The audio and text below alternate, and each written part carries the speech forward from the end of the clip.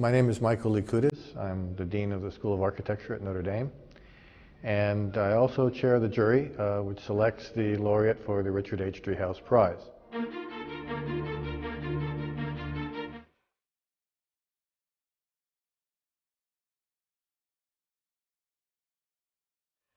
The Richard H. Driehaus Prize is given annually to a leading classical architect from the United States or another part of the world. It is $200,000, making it the largest prize in architecture in this country. And it is also accompanied by a small bronze miniature of the Choregic Monument of Lysicrates in Athens. The Richard H. Driehaus Prize was established to commemorate the work of leading classical architects. Much of the architectural discussion today is about fads and trends and fleeting moments, and largely also about entertainment. Architecture's entertainment, I think, has become a big issue. And many people felt that there needed to be an award for an architect that conveyed a sense of the seriousness of architecture, that our cities are places in which we share our lives and we all search for the common good. Richard Driehaus wanted to have a greater impact in the built environment. He particularly wanted to see greater effects of classicism and tradition in that built environment. By classical, we don't necessarily mean just columns. It's about the enduring traditions of virtually every culture in the world. Classical simply means the highest form of that traditional architecture, the best, the exemplary. Abdel-Wahed El-Wakil was trained as a modernist in Egypt. And he was planning to come to the United States. And through a series of beautiful events, he was never able to make the voyage. Instead, he discovered what he was looking for in Egypt. Hassan Fathy was an amazingly wonderful architect who also dealt with the humble and the monumental, and taught Abdel-Wahed another way of looking at the world. And so at that point, our laureate achieved a kind of revelation about what was important to him, that meaning was tied to his own sense of roots and his own commitment to his place, that it couldn't be found by chasing an elusive dream around the world. Abdel-Wahed El-Wakil was selected this year's laureate for the Richard Driehaus Prize because of his commitment to monumental architecture and to humble architecture, for architecture of place and to architecture that belongs to the world. And all of these are not incompatible. They are mutually interdependent and necessary and complementary. And it's this universal man idea that he embodies that was so captivating. In fact, the work that he has done in Oxford with the Center for Islamic Studies is a testament to how different cultures come together to produce a new piece of work that speaks to all people. His work in developing a machine to make bricks out of dirt that helps architects and masons of a locality build things when there isn't anything to build from is a testament to his commitment to the architecture of humility. His mosque designs, all load-bearing masonry, are a testament to his love for his religion and to the timeless values that it represents. Over the past 4 decades, Abdel-Wahed El-Wakil has built mosques, public buildings, and private residences throughout the Middle East that are both of our time and timeless. Here are some highlights from an interview with Abdel-Wahed El-Wakil conducted by the New Yorker architecture critic Paul Goldberger. I should begin by saying that this award this year to Abdel-Wahed El-Wakil has a particular double meaning for the Driehaus Prize. First, of course, we're honoring, as the prize has in past years, a great body of work that proves the ongoing relevance and vitality of traditional architecture and urbanism in a contemporary world. But second, this year the prize expands its horizons beyond the Western tradition. That's the particular additional significance this time. It's a reminder that the issues that the Driehaus Prize addresses are not only ones relevant to Europe and America, but also all the way around the world in cultures that, if anything, may have even more at stake in this issue than we do here. And that the whole question of what role the past should play in enriching the present is an international one, and one that in a world of globalization is of even more relevance than it might have been before. Anyway, I'd like to begin our conversation by recalling something that you said yesterday when we talked for a little bit without a big audience about your education. And you said that you were trained as a modernist at the university in Egypt. You were first in your class and a passionate innovator, and that you realized only later on that you had learned nothing about Egyptian architecture, that you, I think you said, I knew more about Western architectural traditions than my own. How did you go from that to becoming such a powerful and articulate exponent and architect in a more traditional vocabulary? Well, our curriculum at the University of Ain Shams in Egypt, all universities in Egypt, was based on I think the Beaux-Arts curriculum. So the first year we spent drawing all the year with Corinthian, Doric, and Ionic columns, and our test would be given a plan, and from the plan to build the three-dimensional Salle de Pas Perdu or Opera House or whatever. Very relevant to the And I was very good at it because we lived in one of the prominent examples of Renaissance houses that Fabio was talking about in Argentina. We had the same in Egypt. So I will always, we had a huge mansion next to the American Embassy in Garden City. And unfortunately, Garden City was designed to be, it's neither a garden nor a city now, unfortunately. It's a horror of high-rise, but they had beautiful Renaissance houses there. And so I grew up in those mansions, and I was very good at it. And then we started doing the modern. And I had access to the library at the university because there was a catch-22 situation with bureaucracy.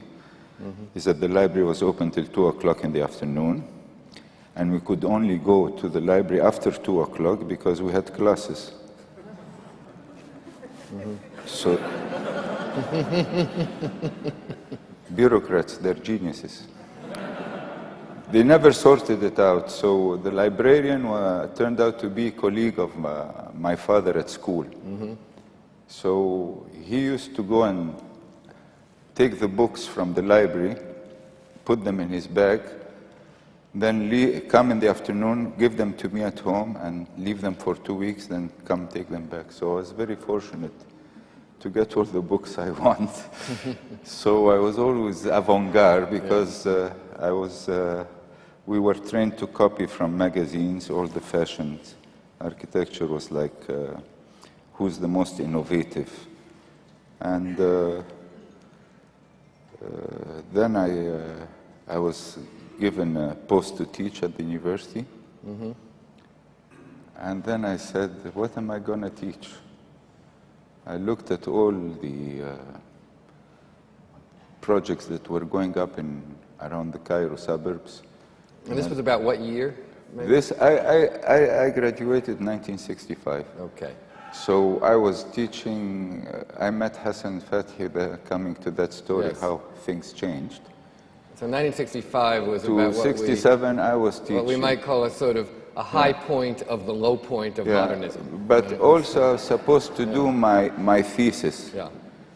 And also a very interesting story. Egyptians are a bit of storytellers, so bear with me. So another thing is I was preparing to come to the United States. Now,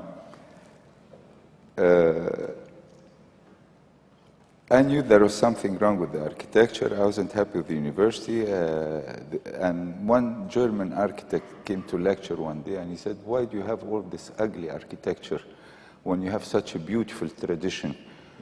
Look at the Islamic architecture and the Pharaonic, and you have this horrible German Bauhaus townhouses there. But he didn't say Bauhaus. He was talking about the parody of his architecture coming from Germany. High-rise architecture. No, 4 or 5 stories, you know, staircase going those modern slums of apartment townhouses.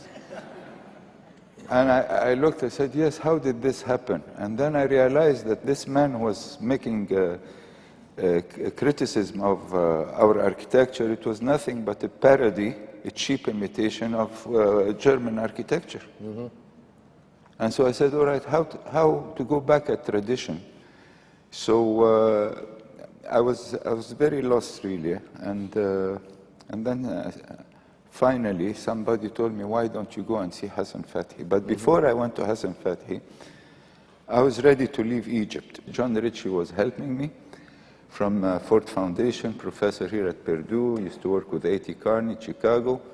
So my love affair with Chicago began then, and I got approved in Illinois, Champaign. Oh, yes, yes. And it was coming June, and I was very happy. I was preparing everything. And then one day I go into the living room in our house, and there's a beautiful girl sitting there, and my aunt tells me, oh, this is your sister's friend from university, Laila Shmau. Why don't you let her read your coffee cup? I said, oh my God, superstition and all this thing from my old aunt. What's this nonsense about coffee cup? And she said, no, she does, you know, read it. And she looked at my coffee cup and she said, oh, you're planning to travel, but you will not leave. So I went to my sister's room. She was preparing, getting ready to go out with her friend. So this is no joke. You know, my life depends on going to America. So I told her nothing. She said, how did she know I was leaving? She said, from the coffee cup.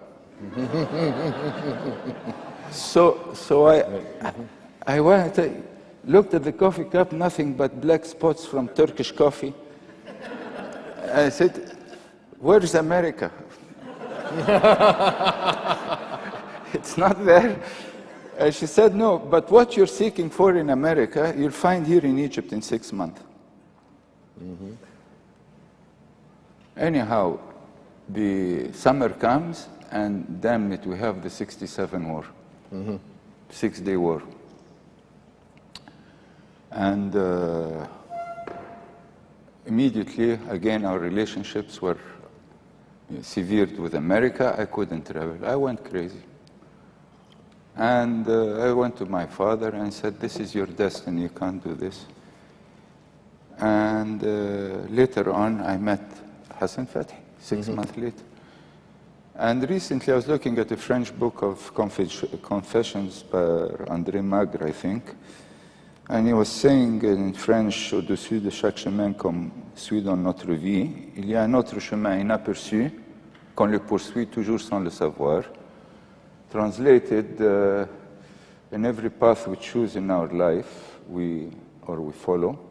Maybe Leon can help me with the French better. There is another path above it, which we're always pursuing without ever knowing.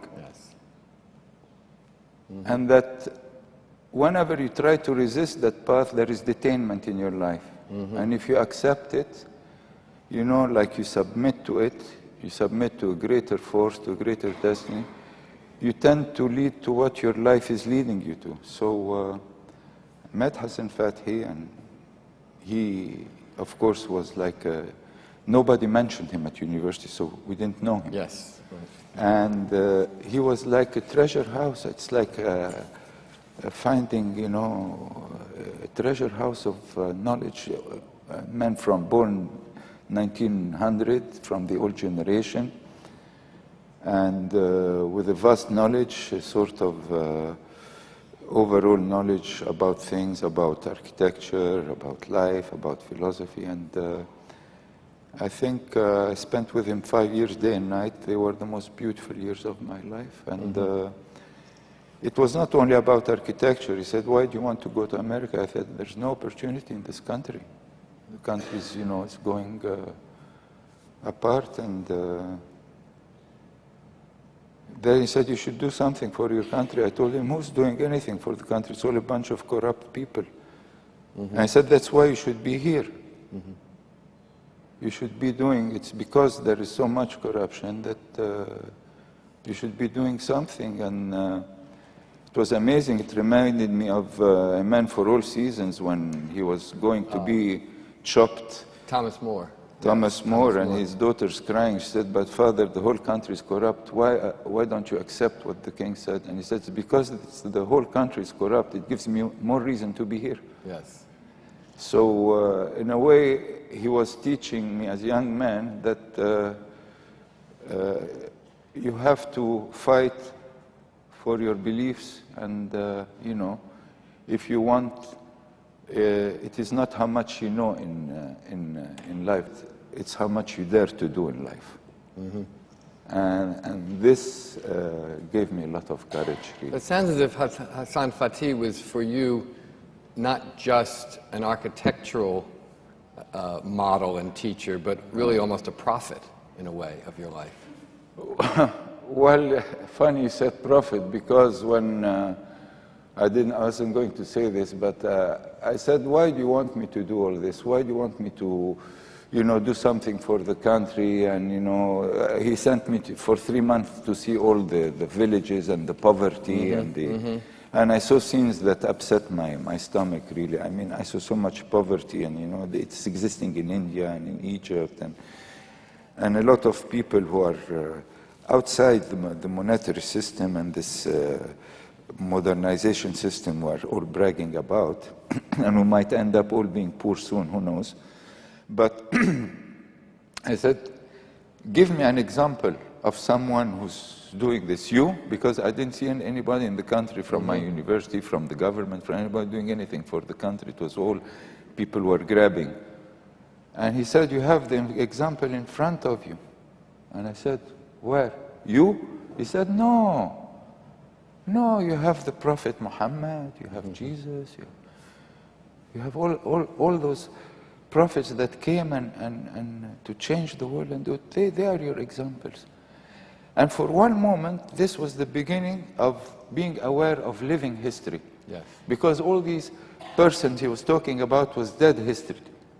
To a modern mind, it's finished. Tabula rasa, start the new again. And he was bringing back, so it was amazing, because this is what at the end I started to make draw the line between the modernist and the traditionalist.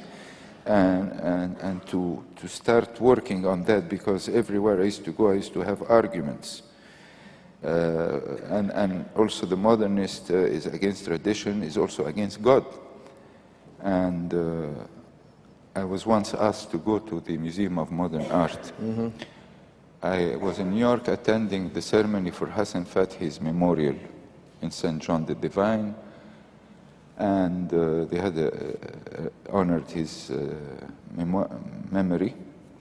And at the same time, there was, at the Museum of Modern Art, there was an Aga Khan debate. And I was asked to be there in that debate. So in the green room, the moderator? The moderator of MoMA, he came and he said, I want the papers and to see what you're talking about, so I moderate the debate. And so Oleg Grabar gave him a paper. I'm talking about this period, I'm talking about this. And he came to me, he said, do you have any paper? I said, no. I said, what are you going to talk about? I said, I don't know. And I threw the gauntlet. I said, I'm just here to prove that everything they'll say is sheer nonsense. They were furious. So we started the debate, and immediately they started attacking. And of course, the public saw me as the underdog, so they started having, feelings for me. And they said, you talk about tradition. What kind of a car do you drive? So I told them, a two-humper car. I don't have any bumpers.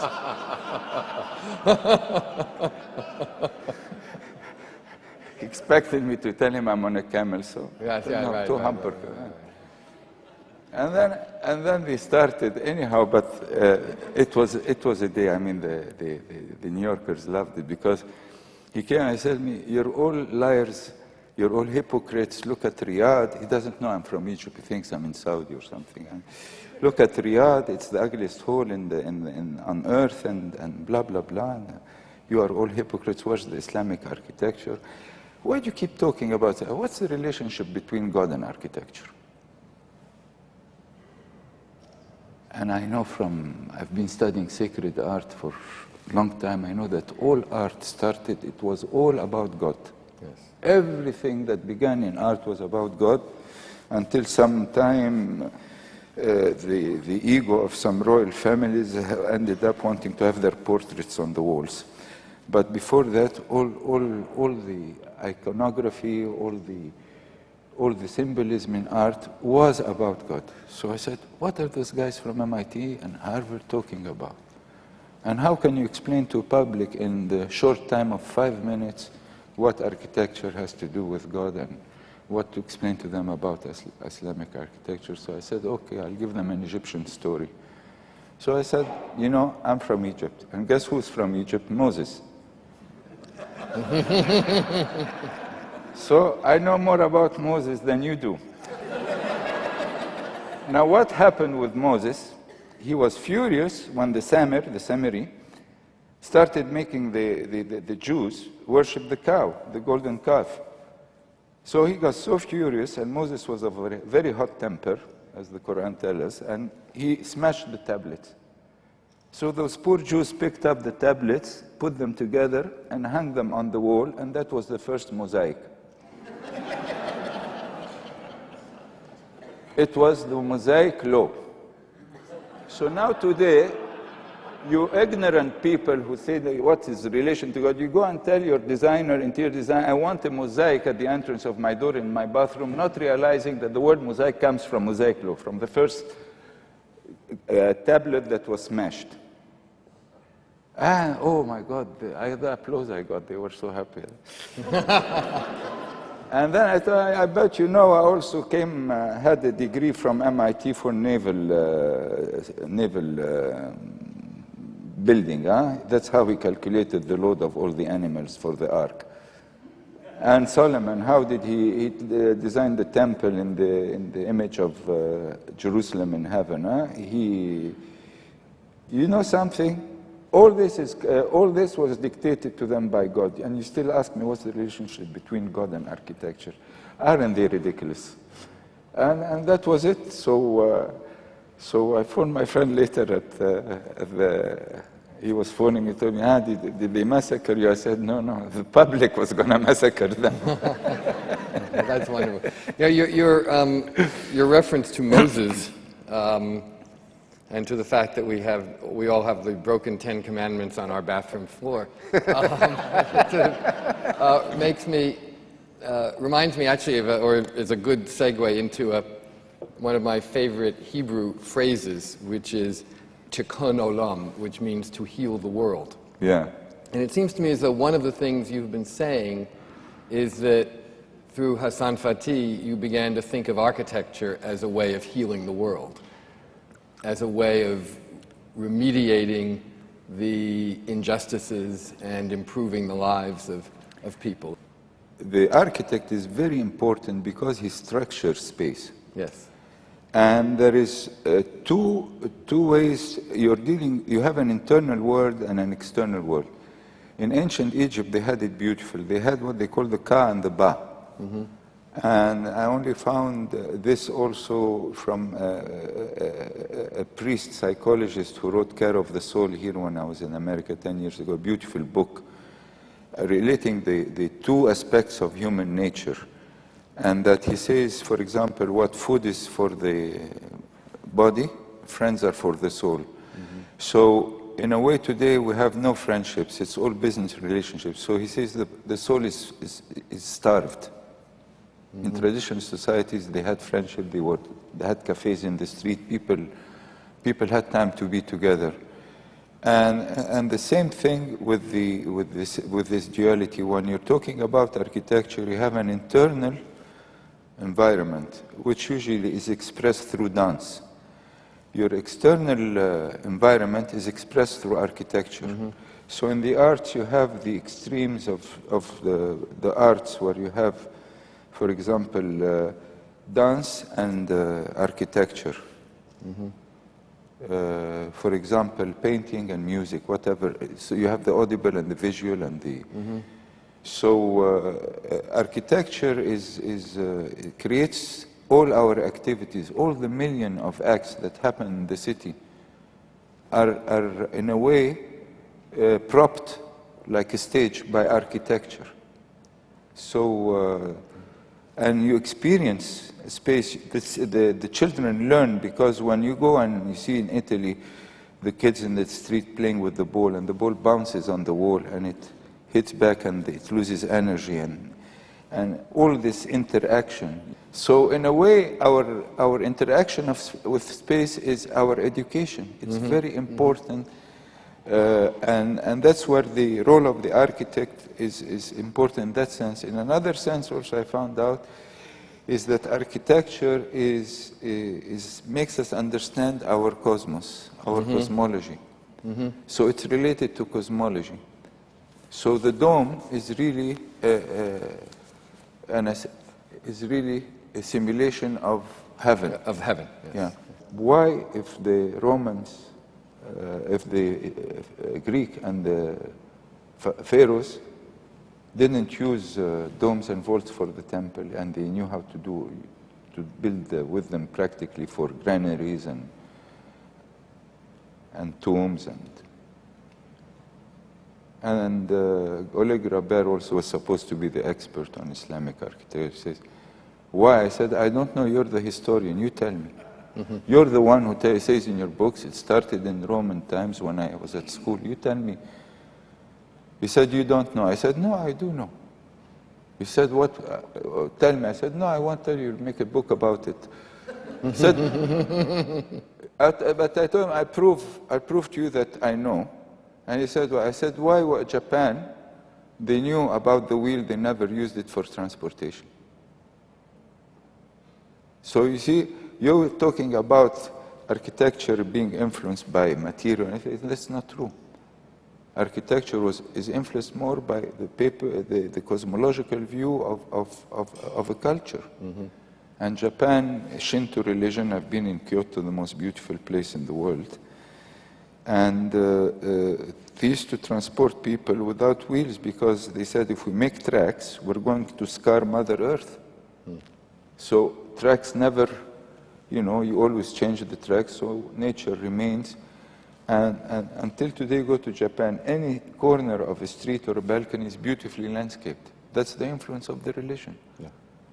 So also in architecture, it's the same. It's not because somebody discovered, that you can span a hole without columns, that you should have a hole without columns. Is there anything particular about Islamic space? Is there an Islamic view of space that one could define as different from that of either Western architecture or Asian? One thing I found about Japanese architecture and Islamic architecture, and then later I found a book on Zen and Islam by a Japanese guy, which was a fascinating book. And the relationship of this simplicity that doesn't cost less than everything said, and the truth that exists in the architecture. No falsehood. I had a row once when they were renovating the Prophet's Mosque in Medina, and the Egyptian architect who did the first restoration did it in what you call stone plaster, which is factice, they call it false, factice in Italian, being false. And I went to the Prince of Medina and I said, you can't do this with imitation stone. And he said, why not? I said, the whole idea of Islamic art is not to imitate nature, but to copy its mode of operation, how it works. So nature works with geometry, so all of Islamic pattern is based on geometry. And thousands of different interlacing patterns. Leonardo da Vinci used to stay 12 hours a day deciphering those patterns and working on them, so much he loved them. So this nature structures, and it structures by geometry. And this was the main calligraphy, geometry, and so on. So in a way, the architecture was very true. There was nothing false. And he said, but what if we don't have money to do it in marble or stone? I said, do it in earth, in mud brick. Poverty is not a shame in the religion. Material poverty is not a shame. It's spiritual poverty that is a shame. So, you know, why be false? So it was always this lamp of truth that Ruskin spoke about, which yes. What Ruskin makes one also think about the Industrial Revolution and its relationship to architecture in the 19th century. What role would you say contemporary technology should have in the creation of traditional buildings? Ruskin, I've gathered all his books and tried to read them all. Mostly I did all of them. And I was fascinated by his vision. He said one day, you're going to have road upon road, which is all those flyovers we have like in Los Angeles. And he said, you keep building, you know, the city one on top of the other like that, and you'll have your skies polluted, and the skies will be dark, and it's exactly what's happening today with talking of carbon emission. And he said, always try to use a natural means before you go to a mechanical. You can use the mechanical, but always use that. Like a man who has a sailboat. He has an auxiliary engine to harbor, but use most of the time the sails. So Ruskin was in that way. If you have an arch, don't use a steel lintel. Make a flat arch and use, you know, always minimize your energy. And he was one of the first environmentalists. The other one is his poetry of architecture, when people brag today about the regionalism. So, poetry of architecture is one of the most beautiful books about describing the character of a nation and the house of a nation. So he speaks of the English house, the French house, the Swiss chalet, the Italian house, and how the climate and the character of the people influence the architecture. But today, as globalization creates pressure for the homogeneity of culture, this is a more difficult thing to achieve, or it no longer exists naturally as it once did. Is it our obligation then to try to resist those forces that bring us toward the monoculture? Yeah, the national character remained in the countryside. That's where you saw the true national character and the innocence and purity. I think the architecture I was involved in, I found it to be of universal character. What is annoying today is how to explain to people that it is not a style. And I think Fletcher did it best, but people got angry when in his book of history of architecture. Bannister Fletcher. Yeah, he wrote the architecture, the non-historical styles, and he put them aside. And that was the Oriental architecture from Islam up to Japan, Indochina, Buddhism. And there was a whole treasure house of architecture that was put aside, and we started it by drawing the columns, Corinthian, Ionic, Doric, and history began from Greece. But The pharaonic we knew nothing about, which is magical. In fact, Pythagoras took all his knowledge from the Egyptian temple. So there is all that knowledge that was lost to us in the curriculum. But I found that Islamic architecture is very universal. I found also something else when I was looking at how the arches developed. In India, I found the embryo of the arch, which was, they used to corbel it. They didn't discover the voussoirs. Then the Romans discovered this circular one, fantastic. You can make the voussoirs. But it stopped there, and they had a problem. Then all of a sudden, the Islamic architecture discovered the two-centered arch, and the Gothic took it.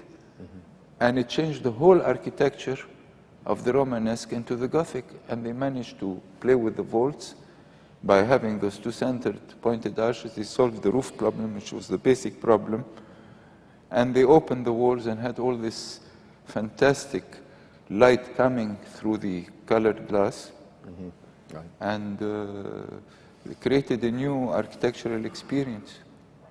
I think we could not ask for a better set of thoughts to conclude on. Thank you very much. I know we could go on and on, but I think we want to give you your award. Thank you.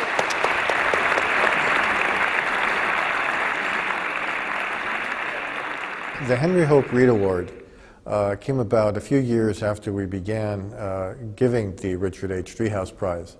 And it became quickly apparent that we needed to honor those who were not architects, but who had made significant contributions to preservation, to architecture, to classical art in general. Fabio Gramentieri received the Henry Hope Reed Award for his efforts in preservation in Buenos Aires and in rest of Argentina. Fabio is a practicing preservation architect.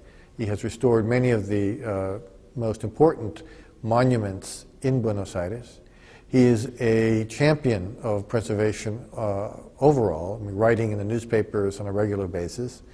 He is the author of many books on preservation and the patrimony of Argentina. And he's a dedicated activist to try to change the attitudes towards preservation within his country. At the Richard H. Driehaus Prize and Henry Hope Reed Award ceremony, Fabio took part in a panel discussion on public policy and preservation that highlighted the important nature of this work. This morning we thought we would talk a bit about how common interests brought Russell and Fabio together, because they are great friends, and how their individual and collective efforts are a microcosm of the story of preservation and what each of our countries faces today in terms of preservation challenges. It has certainly become an important issue around the world, historic preservation, and in many places you could even say that it's a household word.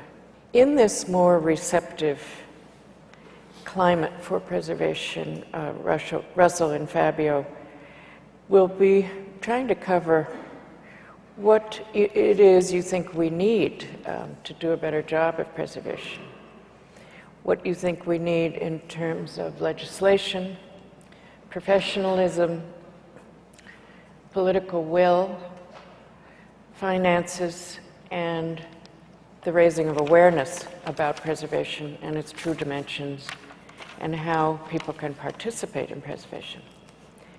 Thank you, Adele.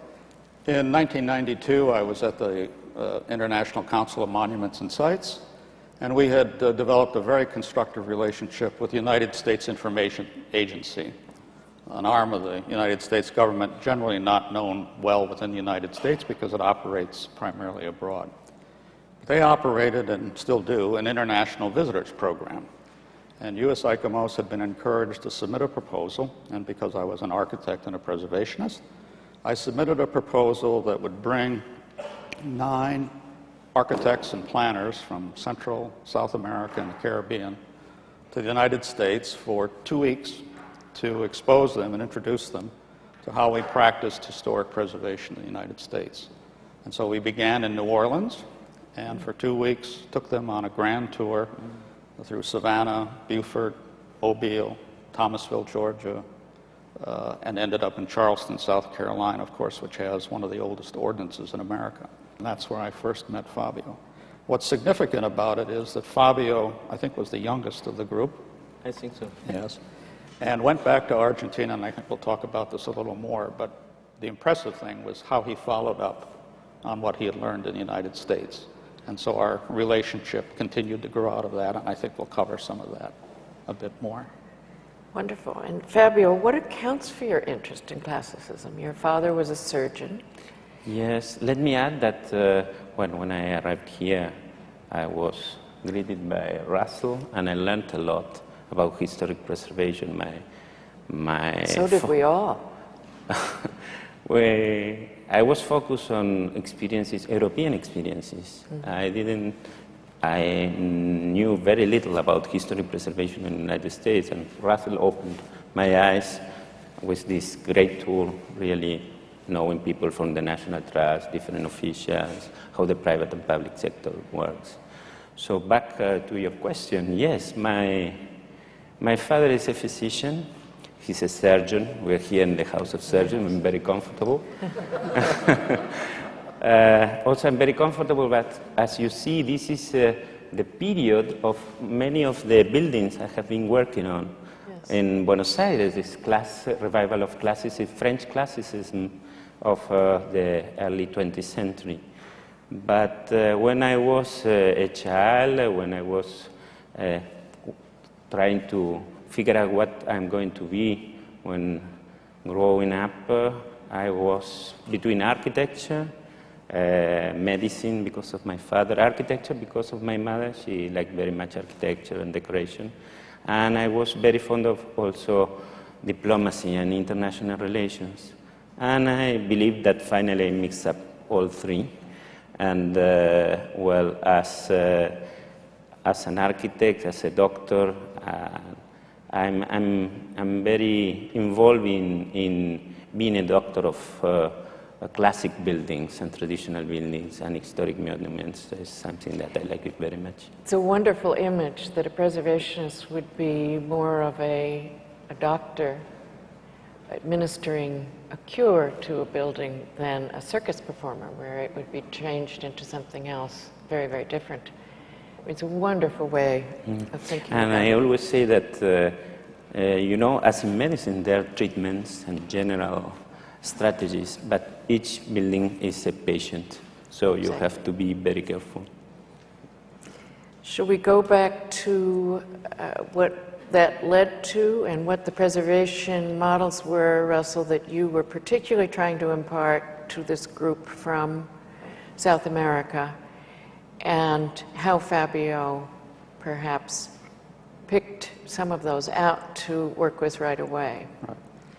I had been fortunate, as you say, to be present at the birth of the National Register and was part of the task force that implemented all that legislation.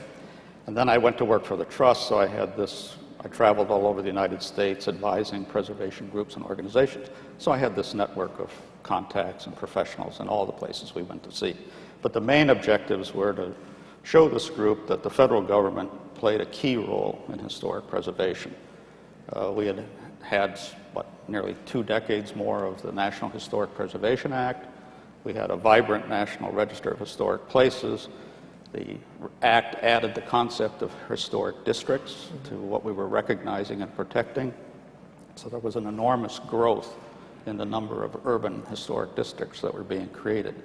And the mechanisms by which the city government and the political structure in the city created these entities to administer these districts was a key part of introducing them to that system, as well as we tried to balance it with showing them what the private sector was doing.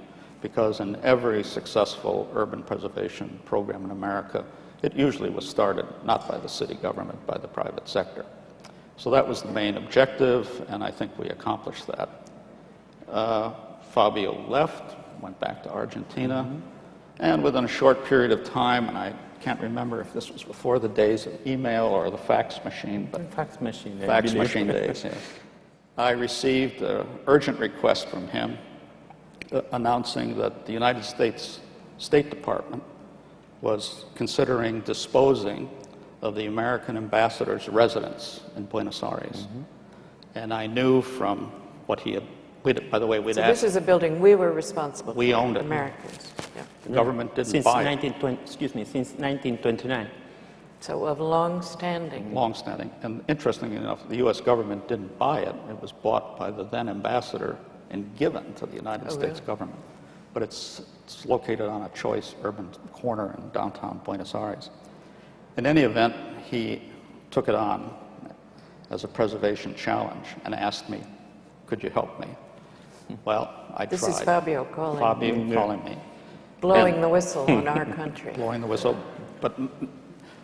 and not to get too bureaucratic, but there's something in the Preservation Act called Section 106, which mandates that the head of any federal agency that's going to undertake any action affecting a historic property, even though it might be not on the National Register but qualified for the National Register, had to take that into consideration.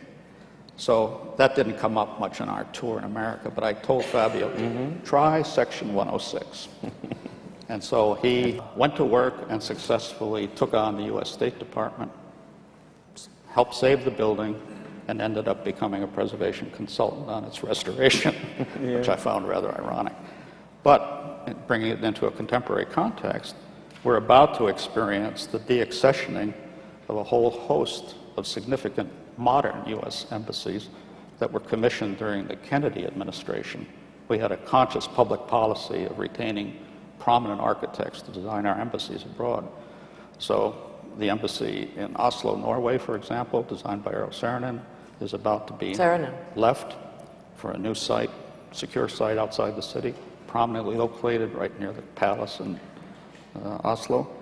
The American Embassy in London, they've just announced a new competition for a brand new embassy, and we will be giving up that embassy, also designed by Saarinen. So public policy in the State Department is facing a number of critical issues with regard to design of our embassies abroad. To turn to the subject of classicism just for a moment, it is true of Argentina as it is of the United States that whenever there was a surge of growth or a burgeoning of the country, classicism was turned to as the style that most embodies the vision of what's going on in the country at that time. And Fabio has already said he was tempted to, he was drawn to the classical architecture of Argentina. And there have been several points along the way since the early 1800s to the 20s to the 1850s and so on, when great buildings have been built in Argentina, including some that were designed and constructed abroad and then disassembled, shipped to Buenos Aires, and then reassembled. That's true. That constitute this list of great landmarks in Buenos Aires. Can you talk a little bit about how you developed your relationship with these different periods of the heritage of Buenos Aires? Let me tell you first that when I was a boy, and every day early in the morning my father drove myself and my brother to school. At the end of the road there's a big villa, classical, with the pediments. I was always asleep, but when coming at the end of the road I woke up to see this classical building. And well, for many years. Afterwards, I realized that it was a building by René Sargent, a classical architect of the early 20th century. And by chance, when I was studying architecture, there was a competition for students for monograph on the history of Argentine architecture. I did a monograph and won the prize with a monograph of René Sargent. And some later afterwards, Sargent was back into my life with the Bosch Palace, because he was also the author of the Bosch Palace, which I helped to save together with Russell. I got involved in the restoration project, so that's a little bit. And let me add also that my relation with classicism and the United States was at the very same moment of this visit to the United States in '92. The year before, through this program Russell mentioned, a visiting scholar of this program of the State Department, we brought down to Buenos Aires David Van Santen, a real specialist on the history of the Beaux-Arts and classicism. So he showed us in different conferences the classicism here.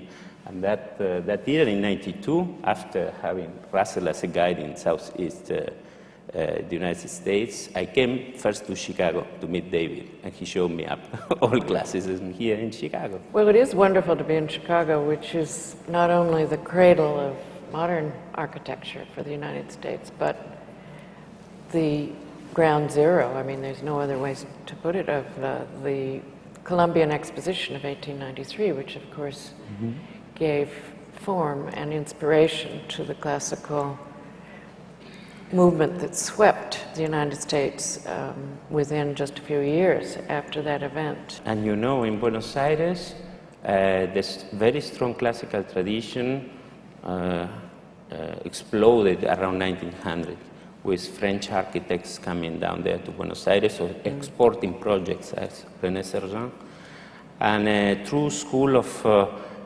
classicism settled there in Buenos Aires, the School of Architecture of the University of Buenos Aires. And René Sergent was considered one of the masters of private classical architecture, French classical revival. And this was transmitted by the builders of Sergent buildings in Buenos Aires that taught even modernist architects how to learn about composition and scale and different aspects of classicism, not only ornamental issues or decoration, no, but masses, how to play with masses, with spaces, with axes, with proportions, yes. I'd like to give you the last word, Fabio, and because you're on center stage, having about to win the Henry Hope Reed Award, I have to go back to our visit in October when we visited Teatro Colón, which is one of Fabio's great concerns in the city there. And we witnessed an episode of, I would say, guerrilla warfare, where Fabio was present, and because he's associated with the aggressive preservation of this world-famous building and very, very important local cultural center, which is now suffering from great neglect. It really put a spotlight on the fact that although there are certain laws and although there are certain precedents and although Fabio is there working day and night on the preservation of this great city, he needs a hand. So you're going to get the last word here. What is it that you would like the people in this room to do to help you, if you could command us? I would ask any of you to help us in Argentina and people in other parts of the world supporting preservation efforts. I do really believe in international cooperation in many fields, but also in historic preservation. My dream is to put together a sort of network under the name of Brick Peace, instead of Greenpeace, for bricks. Brick Peace. Brick Peace. My email is brickpeace@hotmail.com. So if you want to support the preservation campaign for Teatro Colón, and well, in the future I hope for Beaux-Arts building, classical buildings all around the world, well, let's work together. Now in its 7th year, the Richard H. Driehaus Prize continues to honor major contributors in the field of traditional and classical architecture. The award program was founded through Notre Dame because of its reputation as a national leader in incorporating the ideals of traditional and classical architecture into the task of modern urban development. Abdel-Wahed El-Wakil once was quoted as saying, "To abandon tradition, to disregard the achievements and models of the past, and to be caught up in the trauma of change, means to be incapable of handling the new." The University of Notre Dame School of Architecture, through the Richard H. Driehaus Prize, honors that legacy and carries it forward with ideas and technologies that preserve the greater good of cities, large and small.